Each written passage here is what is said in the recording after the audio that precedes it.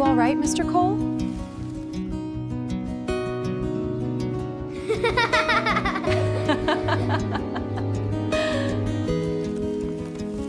Easy, just let her feel your hands.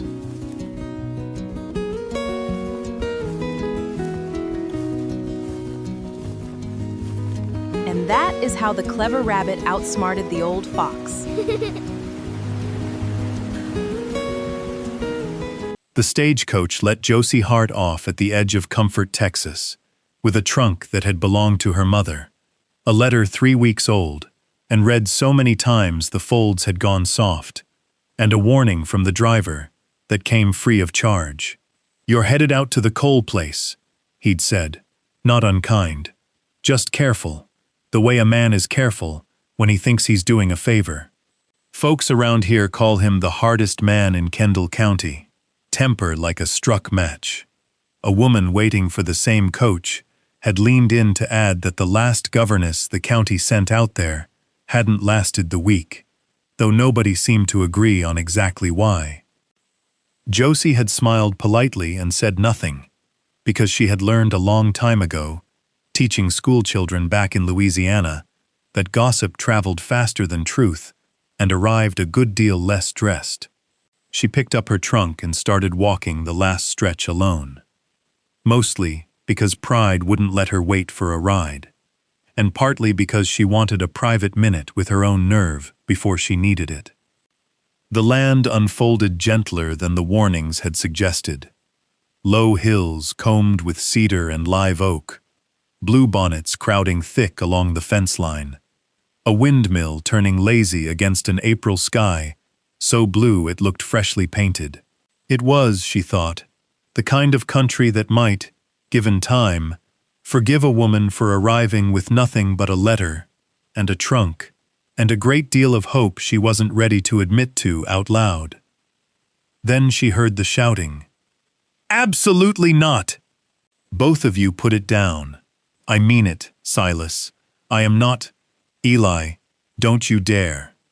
A man's voice, deep and thoroughly rattled, the kind of voice that cracked at the edges like a plank giving way under too much weight. Josie's stomach dropped straight to her boots. She had been told the man had a temper. Nobody had mentioned it might end in actual bloodshed on her very first afternoon in Texas. She set down the trunk without a second thought and ran for the barn, skirts gathered in one fist, already composing in her head the things a schoolteacher says to break up a fight between grown men. What she found in the doorway stopped her cold instead. Nathan Cole, and she knew it had to be him, because nobody else in the state of Texas could look that tall and that thoroughly terrified at the same time. Stood balanced on an overturned feed barrel, boots planted wide for balance, both hands raised in the air like a man surrendering to God himself. Below him, 2 identical boys in matching suspenders stood in the straw, holding a frog roughly the size of a biscuit, arguing loudly between themselves over whose turn it was to throw it at him. "He's not gonna hurt you, Papa," one of them said, deeply unimpressed by the whole spectacle. "Duke doesn't bite." "Duke," Nathan said, in the flat, exhausted voice of a man who had clearly had this precise conversation before, more than once, "is not the problem. The problem is you two chasing me across an entire barn with him, while I'm holding a pitchfork I could very easily trip over." Josie let out a laugh before she could stop herself. A real one, startled loose. All 3 Coles turned at once to find her standing in the doorway, sunlight behind her, trunk abandoned somewhere out in the yard. Nathan went red from his collar, clear up to his hairline. The boys went still, with the particular gleeful wickedness of children who have just acquired an audience. "You must be Miss Hart." Nathan climbed down off the barrel, with whatever dignity a grown man could scrape together in that particular circumstance, brushing straw from his trousers, with hands that weren't quite steady yet. "This isn't... I don't usually... stand on furniture to escape amphibians," Josie offered. "I confess, I hadn't quite pictured it this way either, though I can't say it's the worst welcome I've imagined on the ride over. One of the boys stepped forward, chin lifted, entirely unbothered by his father's mortification. I'm Silas. That's Eli. We're testing you. Testing me for what, exactly? For Papa, Eli said, as though this ought to have been obvious from the start. The last one didn't last 3 days. Nathan made a small, strangled sound, low in his throat, and reached up to rub the back of his neck. And Josie understood, in that one unguarded motion, exactly what she was looking at. Whatever the whole town said about the temper of Nathan Cole, the man standing in front of her in his ruined trousers was mostly just tired, and mostly just afraid of hoping for something he wasn't sure he was allowed to have. Well, she said, crouching down slowly to Duke's eye level, without so much as a flinch. I've never once met a frog I didn't like. Show me how you caught him. Silas and Eli traded a look Josie would come to know very well in the weeks ahead. The look of two boys quietly recalculating their entire strategy on the spot. Nathan, still holding a pitchfork he no longer had any earthly use for, watched her kneel down in the straw beside his sons without a word, though something in his shoulders eased an inch, like a man setting down a weight he'd half forgotten he was carrying. He carried her trunk up to the house himself afterward, refusing outright to let her manage it alone, and the walk from the barn to the porch passed in an easier quiet than Josie had expected from a man 3 counties swore was dangerous to cross. He pointed out the smokehouse, the well, the crooked fence post that had been leaning the same stubborn way for 6 years and counting, because nobody could agree on how to fix it without the whole thing falling down worse. He didn't apologize again for the barrel, or the pitchfork, or the shouting. He simply talked, plain and unhurried, the way a man talks when he's decided, somewhere along the walk, that a stranger might be worth talking to after all. May met them at the door with flour still on her apron and a look that took Josie's full measure in about 2 seconds flat, head to boot heel, before nodding once like she'd settled something privately in her own mind. Well, she said, you're still smiling, which is more than I can say for the last one by this hour. Come on in. Supper's near ready, and don't mind the boys. They'll settle once they've eaten. The boys did not, in fact, settle. Not entirely. But the meal passed warm and loud and full of interruptions, and Josie found herself laughing more in that one evening than she had in the whole slow month of travel that brought her there. By the time May rang the supper bell from the porch, Duke had been returned to the creek with a small, solemn ceremony the boys insisted upon. Josie's good traveling dress had earned a grass stain she found she didn't mind in the slightest, and the twins had already begun whispering their next test to each other between bites of cornbread, certain their new houseguest hadn't noticed a thing. She had noticed everything. She said nothing at all, and decided, quietly, that she rather liked her odds. Josie woke before dawn from old habit, the kind that came from years of rising early for schoolroom fires, and dressed quietly in the gray light, rather than lie awake, listening to an unfamiliar house settle around her. She came down the stairs expecting an empty kitchen, and found instead 2 boys already at work, standing on kitchen stools with flour dusted clear across the fronts of their nightshirts, like a light snow had fallen indoors sometime in the night.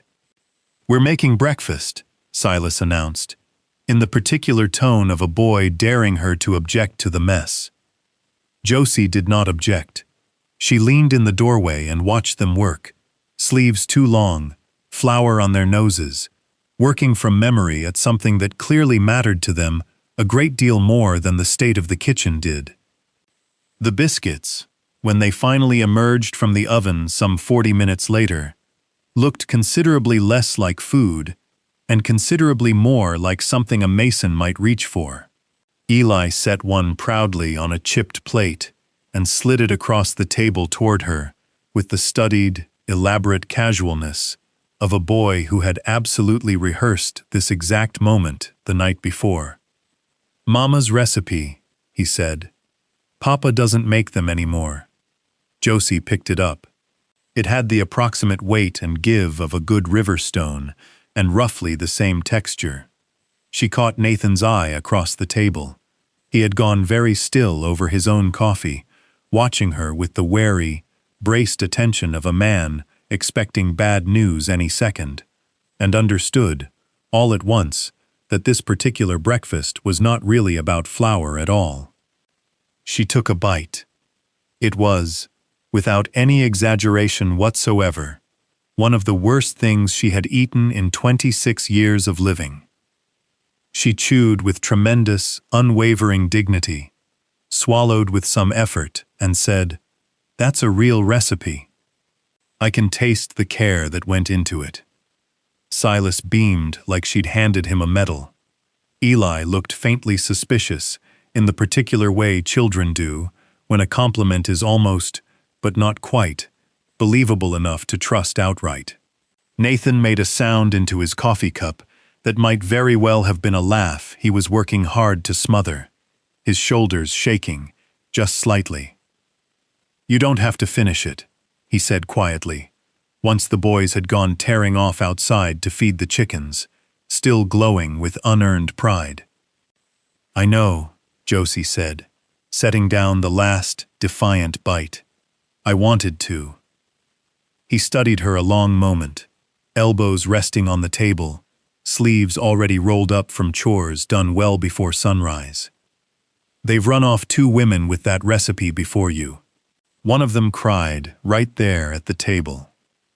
"I'm not much the crying sort," Josie said. "Not over biscuits, anyway. Though I reserve the right, should the coffee prove equally punishing." Something eased across his face at that. Not quite a smile, but close enough kin to one. "Their mother used to make it Sundays, without fail, rain or shine. I haven't so much as opened that recipe book since she passed. Didn't feel right somehow, touching it, and I never did learn it proper myself. Never had the heart to try and fail at it." He said this plainly, without drama, the way a man states a fact he has made his uneasy peace with, rather than one still actively bleeding. Josie folded her napkin slowly, thinking it over with real care. "Would you mind terribly if I learned it? Properly, I mean, not to replace anything of hers. Only so it doesn't sit shut up in a drawer forever, going to waste." Nathan didn't answer right away. He looked at her, the particular way a man looks at an offer he isn't entirely sure he's allowed to accept, weighing it against some private ledger only he could read. Then he nodded, once, short and certain, and went back to his coffee, before either of them could make more of the moment than a Tuesday breakfast strictly called for.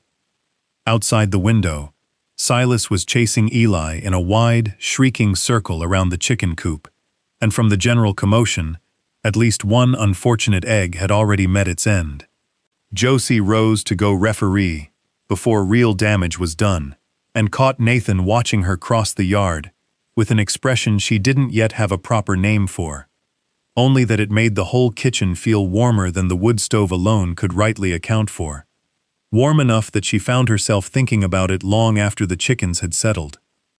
That evening, once the boys were finally down and the dishes stood drying in the rack, Josie found the recipe book exactly where May had said it would be, tucked on the shelf above the flour bin, its cover soft with handling, despite 2 years of sitting untouched. She carried it to the table and opened it under the lamp, and Nathan, mending a bridle strap by the fire, glanced over more than once, without quite managing to look away for long. "You don't have to do that tonight," he said, the 3rd time he caught himself watching. "I know." She turned a page carefully, the paper gone thin and brittle at the corners. "The handwriting's lovely. Whoever taught her to write took real care over it. Her mother, I believe. Emma used to say the woman drilled her something fierce on her letters, wouldn't let her stop, till every line sat straight.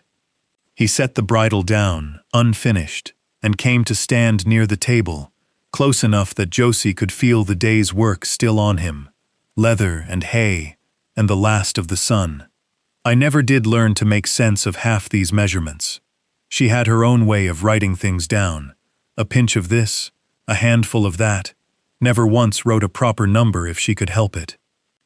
"Then I suppose we'll have to guess together," Josie said, and turned the book so he could see the page.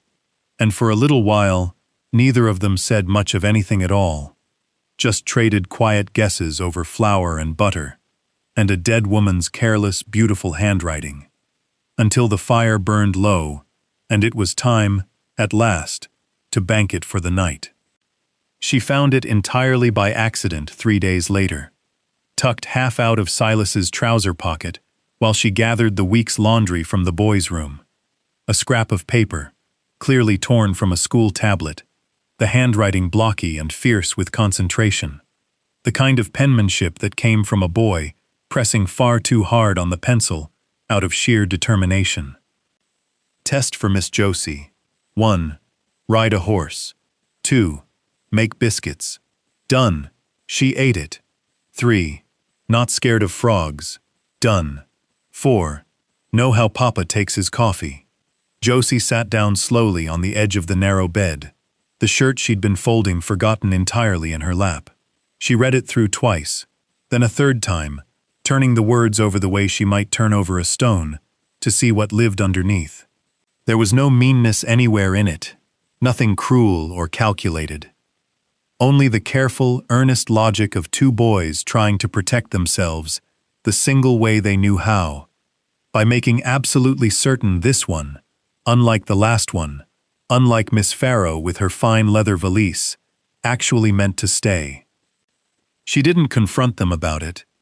She folded the list back into the pocket, exactly as she'd found it, careful not to crease it wrong, finished the laundry basket, and went looking for May in the kitchen instead, her mind already turning toward the fourth and final item on that small, determined list. "How does Mr. Cole take his coffee?" she asked, trying her level best to sound merely curious, the way one might ask about the weather. May, elbow deep in dishwater at the time, didn't even glance up from the basin. Heavy on the sugar, light on the cream, and he stirs it clockwise, every single time, without fail. Man's particular about it, and won't say why, not that anybody's ever pressed him on it. She paused, wringing out a rag, considering. His wife used to tease him something fierce about it, said he stirred coffee like he was casting a spell.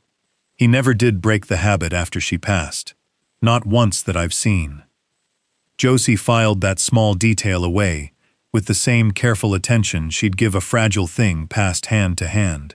That evening at supper, she watched Nathan across the table, the particular way he held his fork, the way he laughed once at something Eli said, and then caught himself mid-laugh, like laughing too freely and too easily was a door he still wasn't entirely sure he trusted himself to walk through, and understood, with sudden and complete clarity, that the list folded in Silas's pocket wasn't really about coffee, or biscuits, or frogs at all, not underneath it.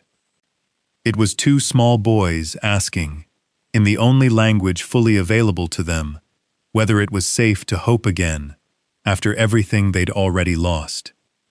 She decided, quietly and without ceremony, that she would pass every single test they set in front of her, not to win some game at their expense, because, watching Nathan Cole fumble his way through an unguarded laugh at his own supper table, she found she genuinely wanted to. The next morning, she found a reason to mention the list herself, gently, without ever letting on that she'd seen it. "I hear," she said to Eli, while they gathered eggs together, "that there's a whole exam a woman's got to pass around here before anybody trusts her with the coffee pot." Eli went very still, caught halfway between alarm and admiration. "Who told you that?" "Nobody told me anything," Josie said, entirely truthfully. I just pay attention. She held the basket steady while he set another egg inside, careful as always, though his ears had gone faintly pink. For what it's worth, I think it's a fine list. Shows good sense. I'd have written one myself, in your boots. You're not mad? Why would I be mad? Seems to me the two of you are just looking out for your family. That's not a thing to apologize for.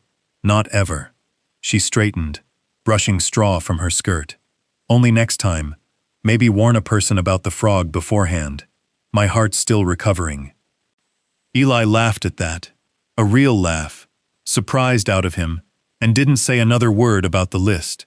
Though Josie noticed over the following days that he'd taken to watching her with a good deal less suspicion and a good deal more open curiosity, like a boy slowly deciding a stranger might, against all his careful planning, turn out to be worth the risk after all.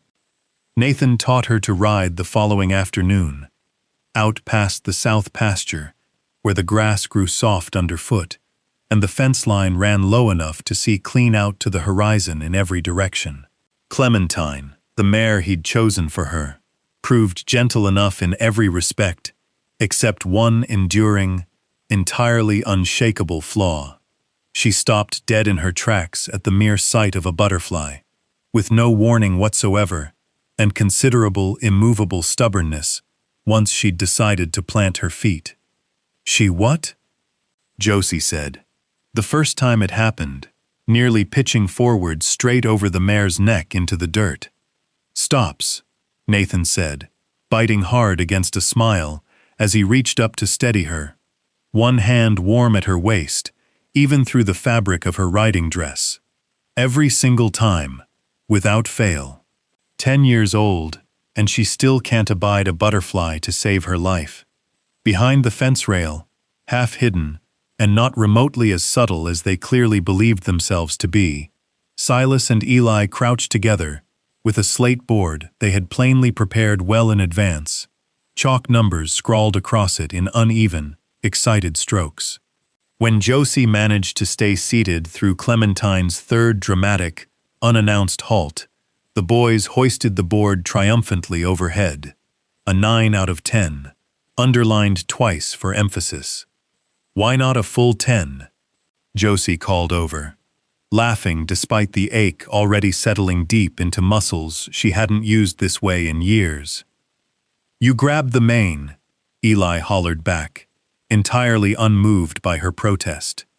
That's a deduction. Everybody knows that. That is thoroughly outrageous, she said, and Nathan, still standing close, his hand not quite finding its way off her waist, let out a real laugh this time, short and surprised, like it had gotten loose from him before he could think to stop it. They take the scoring extremely seriously, he said, shaking his head slightly. I'm beginning to notice. He hesitated then, the way she was learning he always seemed to, before saying anything that actually mattered to him. Mind if I say something? When she nodded, he pressed on, a little rougher around the edges than before.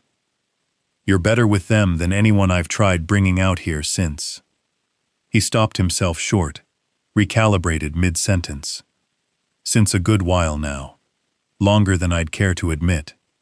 They're easy enough to be good with, once you understand them, Josie said gently. They just want someone to stay around long enough to find out whether they're actually worth staying for. That's not so very hard to give a person, once you see it plainly. Nathan's hand, still resting light at her waist, went entirely still. He didn't answer for a long moment, and when he finally did look at her, something had visibly shifted behind his eyes. Not surprise exactly, but something closer kin to recognition, as though she'd said aloud, a thought he'd been circling for weeks without ever quite letting himself land on it outright. Behind them, the slate board came up a second time. A perfect 10 out of 10 this round, with a note scrawled beneath it, for noticing. Neither adult had heard the boys creep close enough to overhear a word of it. Josie flushed clean to her ears. Nathan groaned and dropped his forehead briefly against Clementine's neck in open defeat, and the mare, entirely unbothered by any of the human drama unfolding around her, chose that exact moment to spot a fresh butterfly drifting past and stop dead in her tracks all over again, pitching them both forward, with a laugh neither one bothered trying to hide this time. They walked the mare back to the barn, slow, in no particular hurry, the boys running ahead to argue over supper before it was even on the table. Nathan kept one hand loose on the bridle, and one, without quite seeming to notice, near enough to Josie's elbow that she couldn't have stumbled if she'd tried. "You're a fair sight better at this than you let on," he said. "Most folks fight the horse the whole first lesson. You just let her have her moment with the butterfly and got on with it after. No sense arguing with something that's already decided," Josie said. "Better to wait it out and keep moving once it's ready. My father used to say that.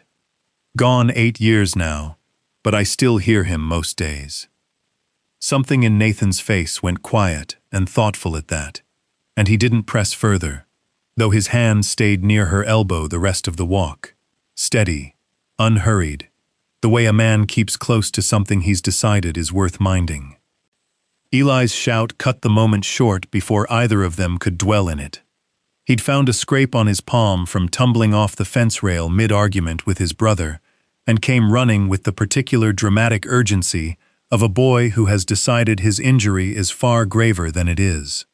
Josie crouched down without a second's hesitation, turned his hand over gently in hers, and pronounced it, with all due gravity, a wound that would absolutely require a bandage and, if he was very brave about it, perhaps a peppermint after. "It's barely bleeding," Silas informed his brother, unimpressed. "It's bleeding some," Eli said, wounded in pride more than palm, and allowed Josie to walk him back to the house, with his hand held carefully out in front of him, like something precious, while Nathan trailed behind with Clementine, watching the two of them go, with an expression he didn't bother to hide this time. The storm came up fast, the way hill country storms so often do. A thin green edge along the horizon at noon that had swallowed half the sky by 3, the temperature dropping 10 degrees in the space of 20 minutes. It caught all 4 of them out working near the barn, with no real hope of reaching the house dry, so they settled instead onto hay bales by lantern light, while the rain hammered hard against the tin roof overhead, the twins bundled together beneath a horse blanket, Duke's old bucket still sitting forgotten in the corner as a small monument to earlier chaos. "Tell a scary story," Eli demanded the moment they'd gotten settled, and Silas launched immediately into one involving a headless ranch hand that was, by any honest measure, not remotely frightening, mostly on account of him forgetting his own plot twice and having to backtrack apologetically each time.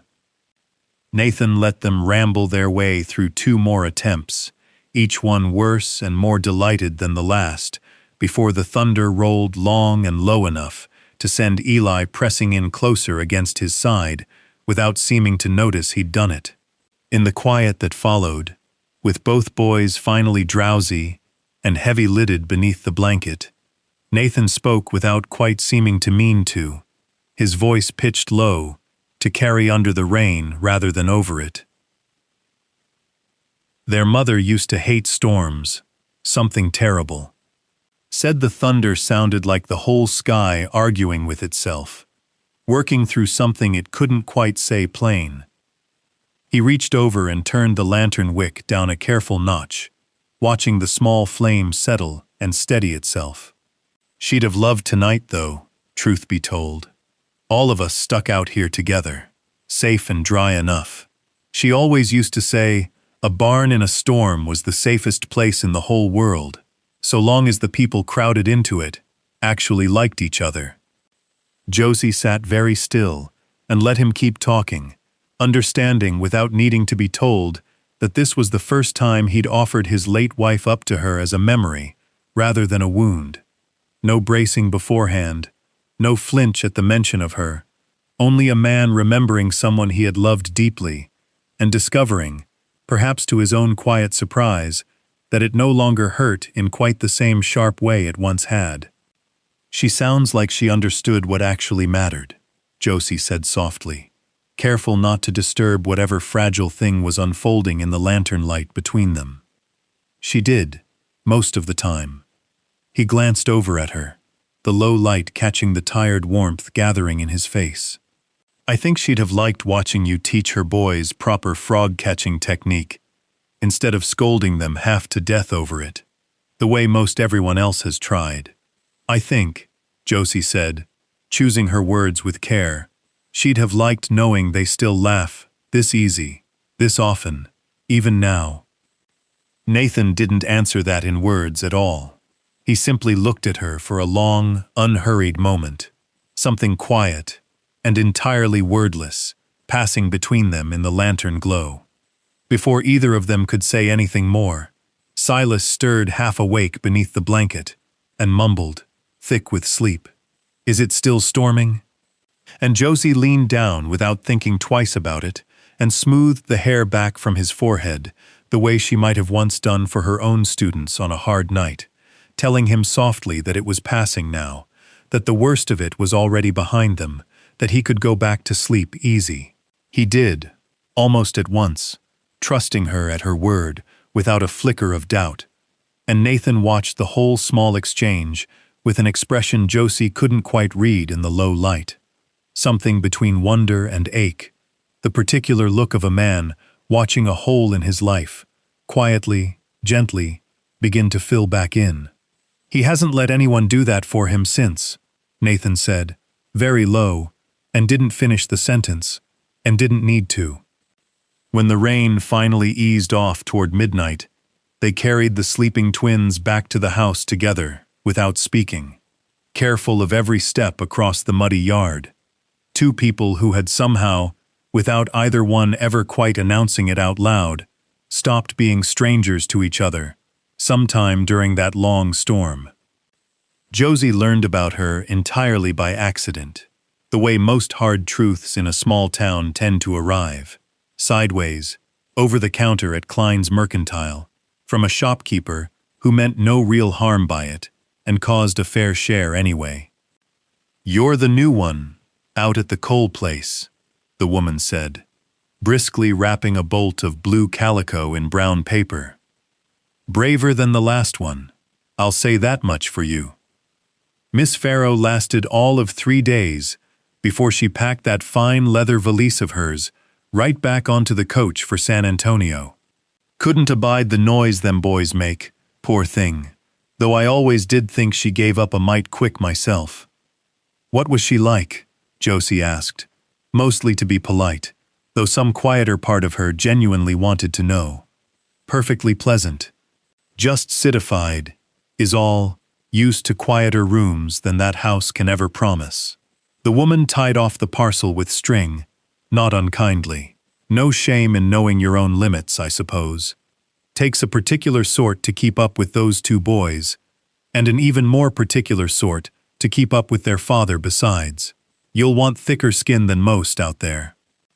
Josie carried the words home quietly, turning them over the entire ride back in the wagon, saying little, and that evening she found Silas sitting alone out by the corral fence, long after supper had been cleared away, chin resting on his knees, watching the horses in the dusk, without really watching them at all.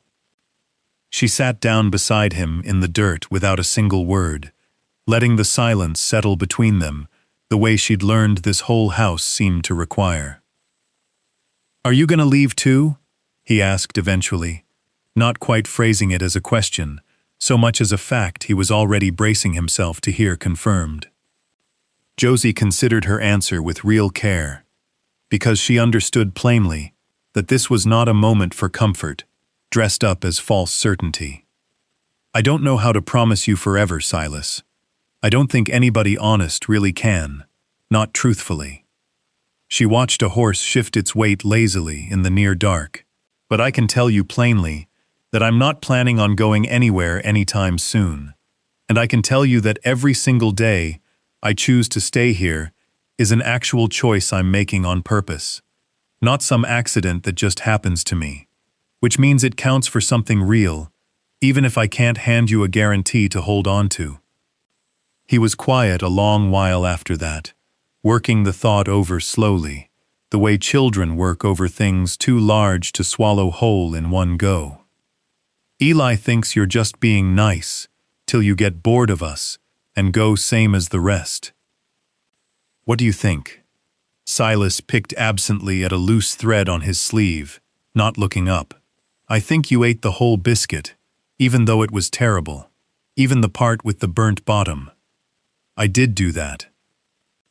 "Nobody who's fixing to leave eats the whole biscuit," he said, with the flat, entirely unshakable logic peculiar to 7-year-olds, and Josie had to look away toward the horses for a long moment so he wouldn't catch how close that one plain sentence came to undoing her completely, right there in the dirt by the fence.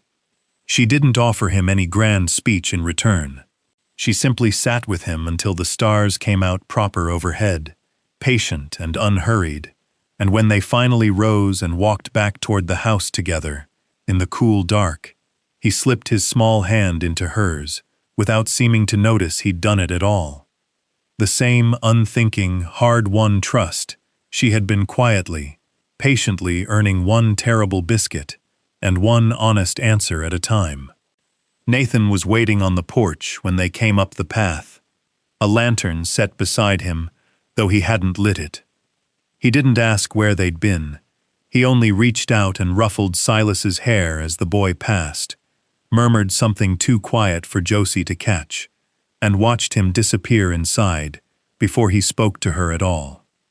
"May tell you about Miss Farrow? Someone at the Mercantile did. I didn't ask for the story. It found me anyway. Wasn't the boy's fault, whatever town says. She just wasn't built for this kind of loud." He turned the unlit lantern over in his hands. "Should have told you myself, before you heard it secondhand over a bolt of calico. You don't have to apologize for something that isn't yours to carry," Josie said.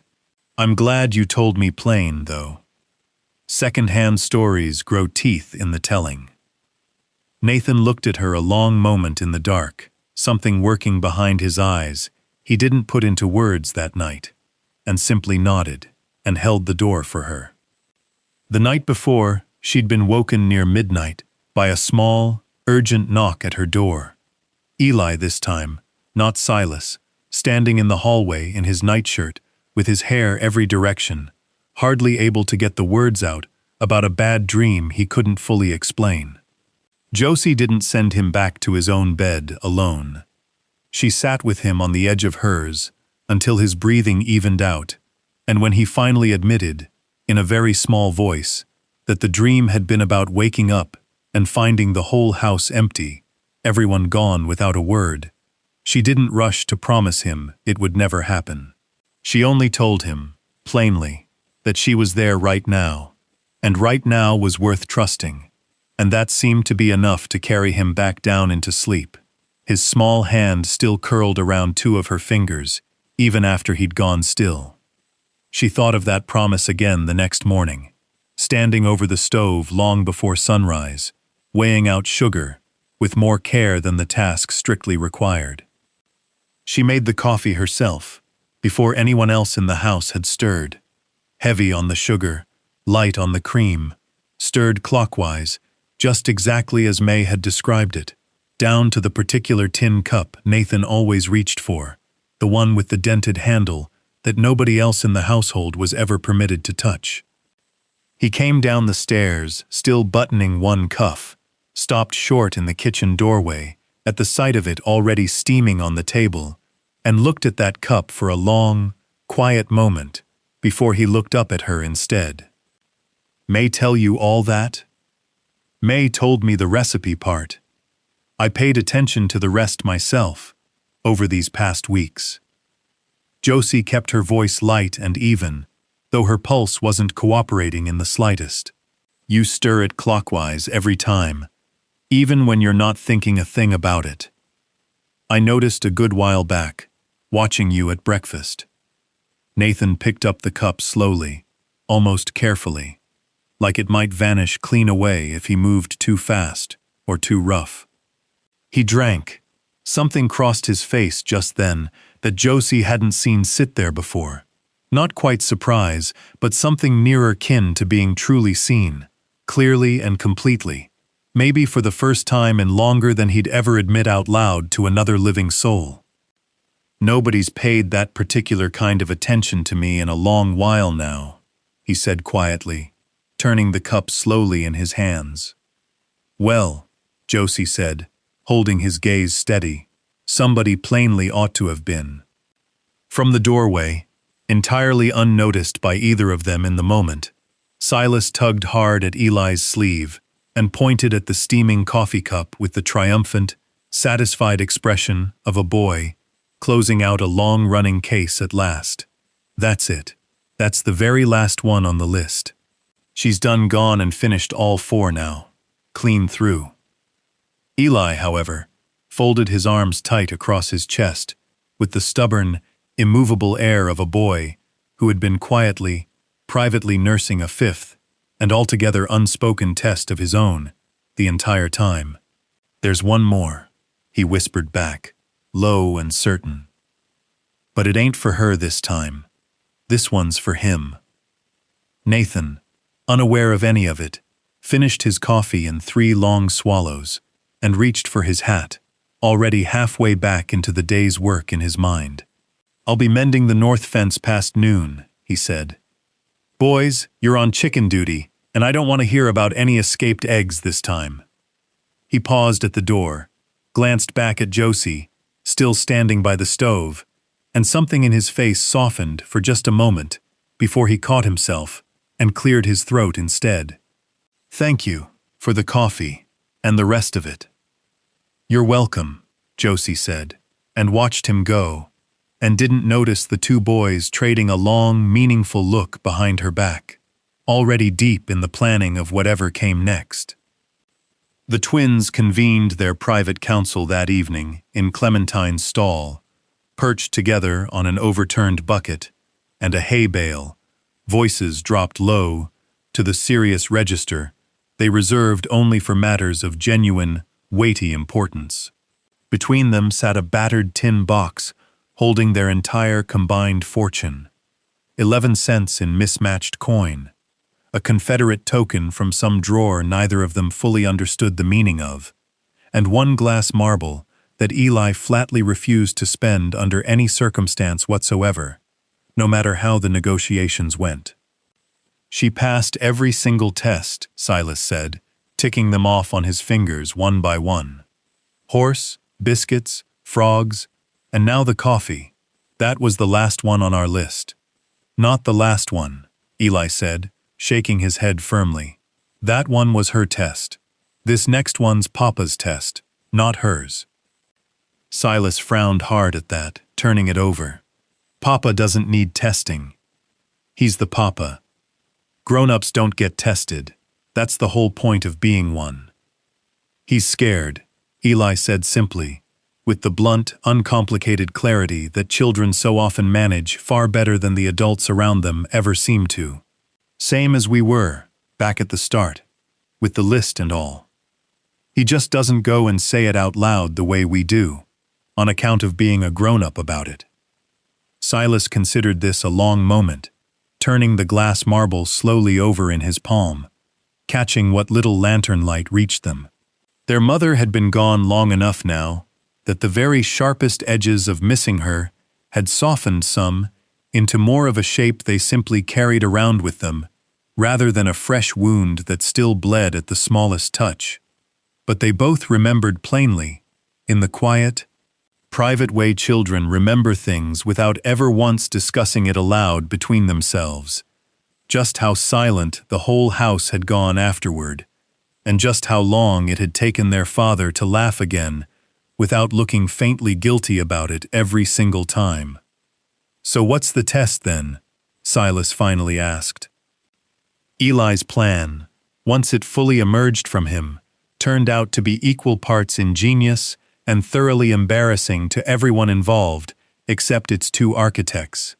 A rehearsal, staged properly out in the near pasture where the bluebonnets grew thickest and bluest, complete with a small wooden toy preacher borrowed without permission from the church's nativity set, and a fistful of wildflowers tied together with plain baling twine. Not a real wedding, of course. Just close enough to one, they reasoned between themselves, that their father would have no earthly choice left but to finally say out loud the thing he so plainly meant already, but hadn't yet worked up the nerve to actually speak. "He's gonna be awful mad," Silas said, though he was already nodding along in agreement. "He's gonna be happy," Eli corrected him firmly, "just as soon as he gets done being embarrassed about it first, which won't take him too long, probably." They shook hands solemnly over the open tin box, as grave and binding as any treaty either of them had ever read about in their primer. "What if he says no?" Silas asked, chewing his lip. "What if he just says it's silly and walks off?" Eli considered this with the gravity of a much older man weighing a genuine risk. "Then we'll know we still got more work to do, but I don't think he will. I've been watching him watch her. He doesn't look at her like it's silly. He looks at her like she's the last biscuit on the plate, and he's trying real hard not to want it too much." Silas laughed so hard he nearly fell off the bucket. And even Eli, who rarely broke his own careful composure, had to admit it was funnier than he'd meant it to be. Though neither of them took back a word of it, because as far as they were both concerned, it was entirely and exactly true.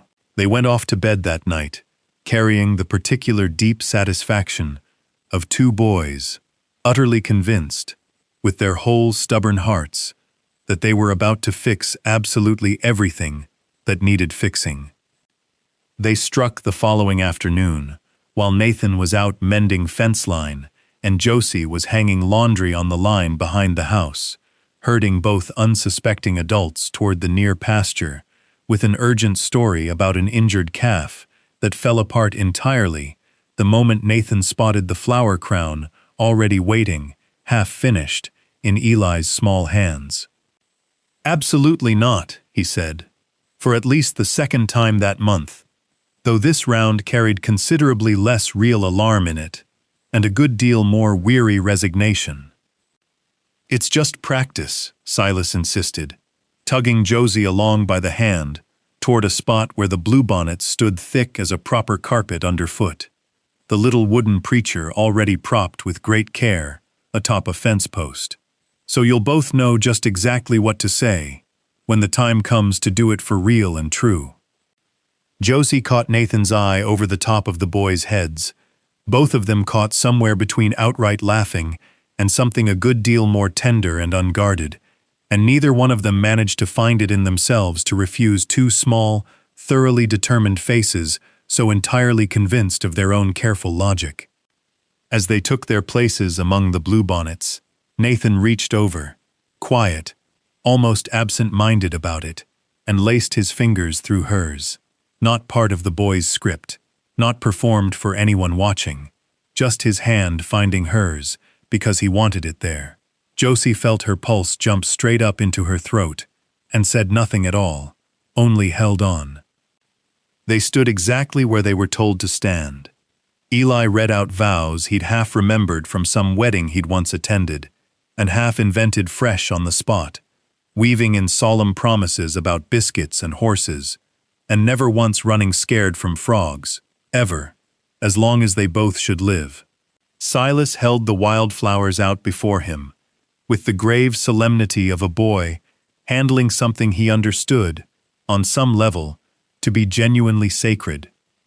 And then, in the small pause where the rehearsed part of things clearly ended, and neither boy quite knew what ought to come next, Nathan simply kept right on going without missing a beat. "I mean to stay," he said, quiet and steady, looking only at Josie now, the pasture, and the boys, and the whole ridiculous makeshift ceremony falling away around the plain, unvarnished truth of it, not practicing anymore, not at this point.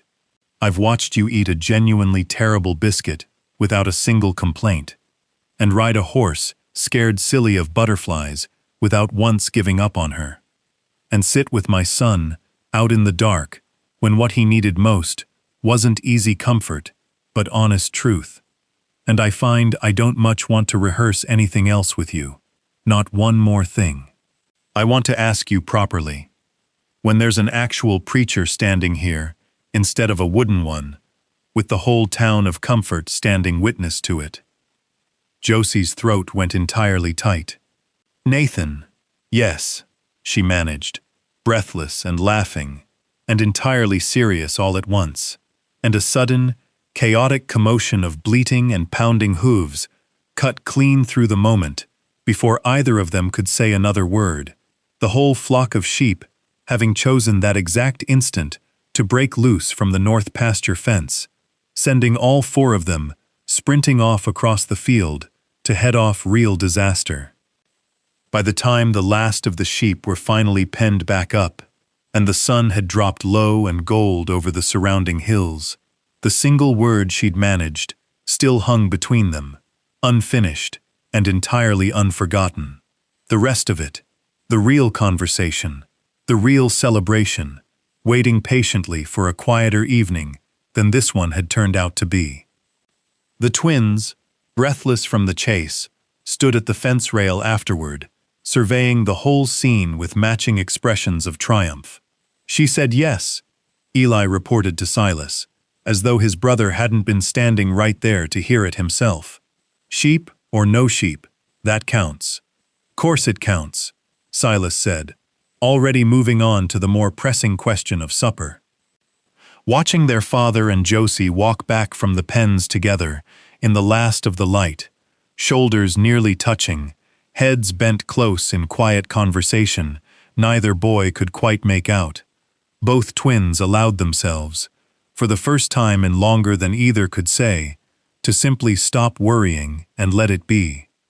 She'd said yes out in the pasture, breathless and laughing, before the sheep ever gave either of them the chance to make more of it.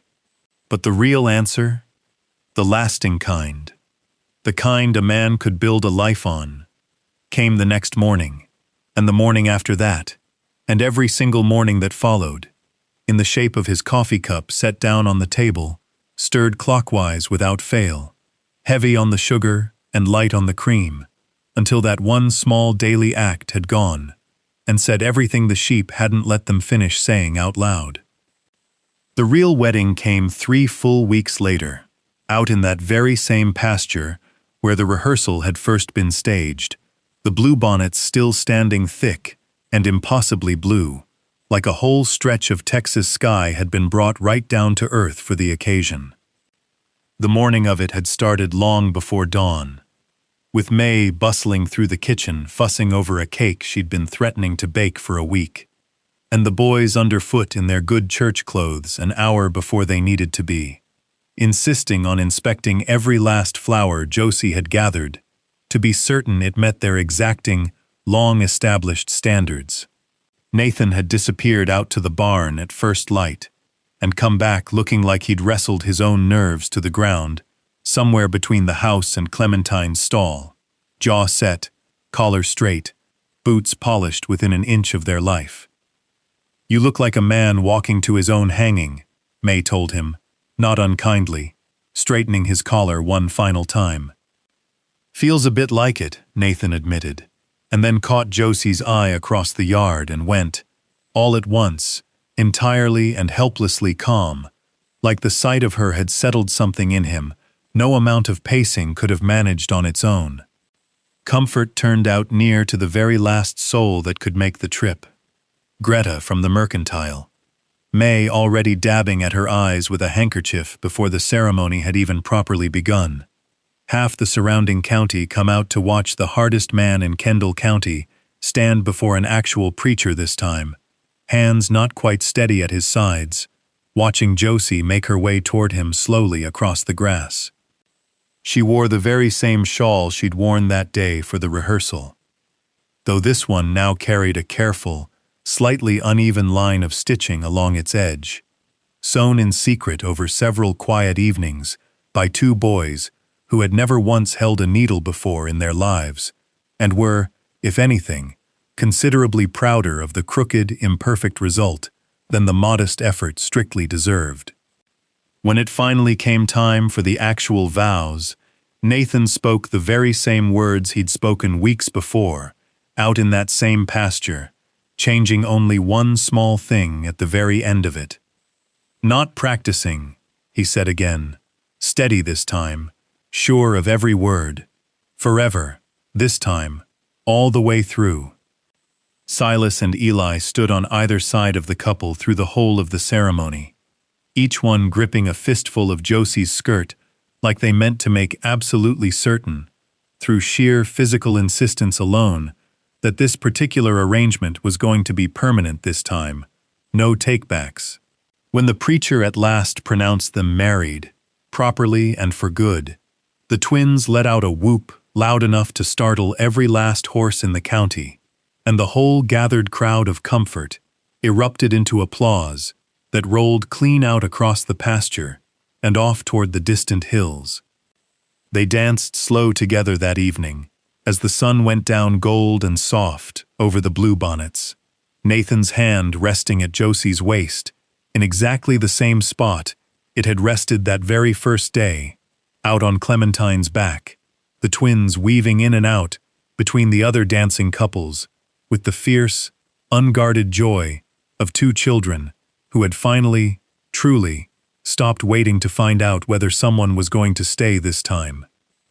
Later, once most of the county had drifted home, and only the lanterns and a handful of stragglers remained, Silas tugged on Josie's sleeve and asked, with the same careful seriousness he'd brought to every test on that long-ago list, whether this meant she was really and truly staying now, for good, no more waiting to find out.